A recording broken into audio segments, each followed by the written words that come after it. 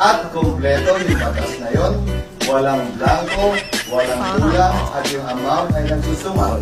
Unawain po niyo. Ang budget ay may humigit kumulang 200,000 linya na may mga nakasulat na pamagat, titulo ng proyekto at amount. Hindi rin ganun kasimple na gawin o ginagawa.